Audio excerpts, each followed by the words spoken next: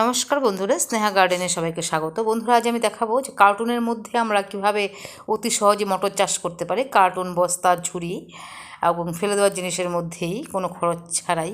আমি আমার ছাদ বাগানে অনেক চাষ করেছি এবং প্রচুর মটর পাচ্ছি কার্টুনের মধ্যে, বস্তার মধ্যে, ক্যারেটের মধ্যে। এবং কার্টুনের মধ্যে আরও অনেক শাকসবজি চাষ করছি, সেটা একটু দেখাবো। যেমন ধনে করেছি, মূলো করেছি, আরও অন্যান্য শাকসবজিও আছে, তো সবটাই দেখাই। তো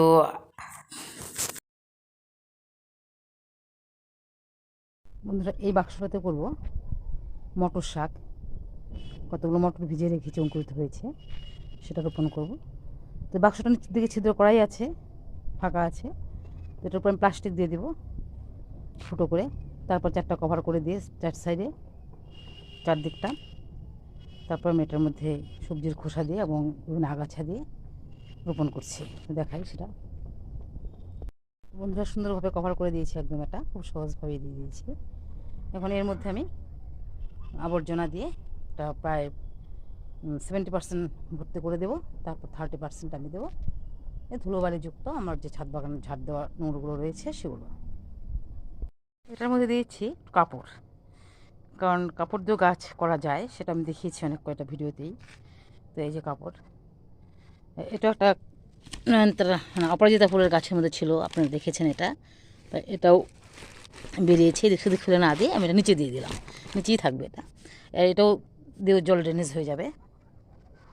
তারপর দেবো আমি কিছু কিচেন ওয়েস্ট, বালতির মধ্যে এনেছি, এটা থেকে দিয়ে দেবো সব বাঁধাকপি পাতা টাতা আছে সব, এগুলো দিয়ে দিচ্ছি। এটা দিয়ে দেওয়ার পর দেবো শুকনো কিচেন টাবড়াগুলো, তারপর দেবো মাটি। তো এতটুকু দিয়ে প্রায় অর্ধেকটা ভরেই দিয়ে দিয়েছি, আরও এতটুকু আমার রয়ে গেছে, এটা শুকোতে দিয়ে দিব। একটু অর্ধবীজিত হলে তারপর শুকালে অনেকটা ভালো হয়। তো এটার মধ্যে দিয়ে দিচ্ছি এখন আমি এই শুকনো আবর্জনাগুলো। এগুলো আমার ছাদ বাগানেরই, কারণ এগুলো আমি শুকাই এই গাছ লাগানোর জন্যই। এটার মধ্যে খাবার থাকে, একদম ভরে দিয়েছি। তার উপরে আমি এখন দেবো মাটি। এই মটর দানাটা এখানে রোপণ করবো। এটা অঙ্কুরিত হয়ে গেছে, একদম পুরো অঙ্কুরিত হওয়া। ফ্রিজে রেখে দিয়েছিলাম ভিজিয়ে, তো জলটা শুকিয়ে গেছে, তো আজকে এটা রোপণ করতে হবে। তো সন্ধ্যা হয়ে আসছে, তো এটা রোপণ করেই যাবো আজকে আমি। এখন দিয়েছি মাটি। বন্ধুরা, একদম মটর দানাটা দিয়ে দিয়েছি মাটি দিয়ে একদম। এতে কী হলো, আমার মাটিটা কম লাগলো, প্রায় 70% এই সব কিছু দিয়ে ভরে দিয়েছি, আর 30% এই মাটি দিয়েছি। তারপর আমি জল দিয়ে দিচ্ছি, তারপর উঠতে গাছটা কীরকম থাকে সেটা আবার দেখাবো। তো চলে আসছি বেশ কয়েকদিন পর। এই কার্টুনটার মধ্যে যে মটর দানাটা রোপণ করেছিলাম সেটা বেশ আগের ভিডিওতে কয়েকবার দেখিয়েছি, তখন খুব ছোট ছোট ছিল, তো এখন অনেকটাই বড় হয়ে গেছে। তো এখানে একটা কিচেন কম্পোস্টের মধ্যে আলু ছিল, সে আলুর গাছও হচ্ছে একটা। তো বেশ ঘন হয়ে উঠেছে। তো একটু আগাছা হয়েছে, পরিষ্কার করে দিচ্ছি, কারণ আগাছা তুলে দিয়ে আমি আবার সেগুলো আবার আরেকটা খাবার বানাচ্ছি, সেটার মধ্যে রেখে দিই। তো ছাদ বাগানে কোনো কিছু আমার ফেলানো যায় না, সব কিছু আমি কাজে লাগাচ্ছি। তো এখান থেকে যে আগাছাটা পাবো সেটাও আমি একটা খাবার তৈরি করবো, আবার সেটা আবার দেখাবো আপনাদের। সেটাও একটু অতি উন্নত মানের একটা জৈব খাবার। তো বিভিন্ন ধরনের জৈব খাবার প্রয়োগ করি, আমার এত সুন্দর শাকসবজি হচ্ছে। তো আরও আছে কিছু কার্টুনের মধ্যে মটর, অনেক বড় বড়। পুরোনো ভিডিও তো দেখিয়েছি অনেক, তো আজকে আবার একটু দেখাচ্ছি, তাহলে বুঝতে পারবেন যে কীভাবে আমরা করতে পারি এত সহজেই। এখানে একটা ছোট্ট কার্টুনের মটর শাক, সেটা দেখাই। ছোট্ট কার্টুনের মটর শাকটা আজ এত বড় হয়েছে, প্রচুর মটরশুঁটি হচ্ছে এবং সবসময় তুলে নিচ্ছি, এবং অনেক শাকও পেয়েছি। আগে ডগাগুলো কেটে নিয়েছি, তারপর এরকম হয়েছে, ঝোপাল হয়ে গেছে। তো অনেক কয়টা মটরের দানা এখানে ফেলেছিলাম, তার থেকে এরকম হচ্ছে। সেটা একটা ফ্যানের বাক্স, তার মধ্যে কিছু কিচেন কম্পোস্ট আর রাবিশযুক্ত বালি মাটি দিয়ে করেছি। এখানে কিছু বস্তার মধ্যে করেছিলাম, কয়েকটা দানা দিয়েছিলাম, ঢেঁড়সের বস্তা ছিল, এই যে বেশি না, কয়েকটা দানা রেখেছিলাম, তার থেকে এত সুন্দর হচ্ছে। একদম গাছটা অনেক লম্বা হচ্ছে, উপরের দিকে বেয়ে যাচ্ছে। তো মটর আসছে অনেক, ফুল আসছে প্রচুর, তারপরে মটরের কুড়ি আসছে অনেক, এই যে কুড়ি। আর ঝুড়ির মধ্যে যে করেছিলাম ওইগুলো প্রায় অনেক আগে করেছিলাম, তো এগুলো প্রায় শেষের দিকে। তো অনেক মটরই আছে, এগুলো আমি বীজ রাখার জন্য রেখে দিয়েছি, কারণ একটা নির্দিষ্ট সময়ের পর আর হয় না, গাছের বার্ধক্য চলে আসছে। কারণ যখন এগুলো অনেক আছে, তো এগুলো প্রায় শেষের দিকে। এগুলো প্রথমেই একদম এগুলো রোপণ করা ছিল।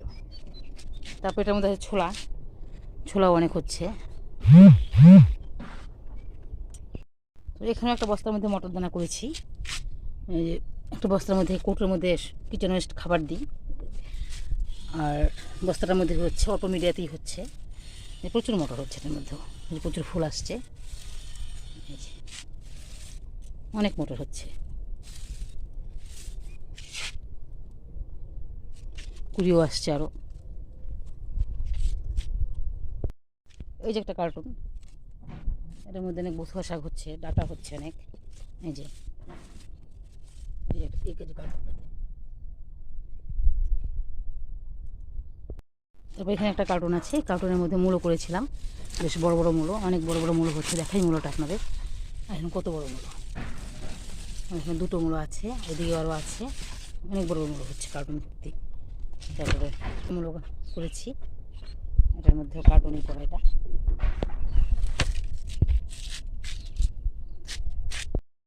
তারপরে এখানেও একটা কার্টুন, এই যে কার্টুনের মধ্যে করেছি, অনেক মূলো আছে। এই ভিডিওটা আছে, দেখবেন, আগে একবার দেখিয়েছিলাম, তখন গাছগুলো খুব ছোটো ছিল। অনেক মূল হচ্ছে এটার মধ্যে, প্রচুর মূল হচ্ছে। এই যে কার্টুন ভর্তি। এ হচ্ছে কার্টুনের ধনেটা, প্রচুর ধনে হচ্ছে। একবার ডগা কেটে নিয়েছি, তারপর দেখি আবার হচ্ছে। তো কার্টুনের মধ্যেই করা এটাও।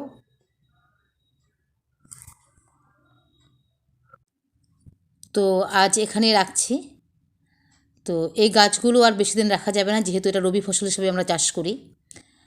তো বেশ কয়েকদিন থাকার পর এর থেকে যে মাটিটা আমি পাবো এবং গাছের পুরো কাণ্ডটা যে পাবো, সেটার মধ্যে রয়েছে প্রচুর পরিমাণে নাইট্রোজেন। কারণ শুটি জাতীয় গাছের মূলের মধ্যে এক ধরনের গুটি থাকে, যেটা বাতাসের নাইট্রোজেনকে সরাসরি মাটির মধ্যে আবদ্ধ করে এবং মাটির নাইট্রোজেনের পরিমাণটাকে বাড়িয়ে দেয়। তা সেই মাটিটার মধ্যে যখন আমি অন্য কোনো গাছ লাগাবো, সেটাও তো উন্নত মানের হবে এবং মাটির মধ্যে হরমোনের পরিমাণটাও বাড়ে। আর এই গাছের ডগা, কাণ্ড সবটাই মাটির সঙ্গে আমি মিশিয়ে দেবো, দিয়ে অতি উন্নত মানের আরও মাটি তৈরি করব এবং সেটার মধ্যে খারিফ ফসল, তা গ্রীষ্মের বা গরমের যে ফসলগুলো বর্ষাকালীন, সেগুলো আবার চাষ করতে পারবো। তো আজ এখানে রাখছি। তো দেখা হয় পরবর্তী ভিডিওতে নতুন কোনো কিছু নিয়ে।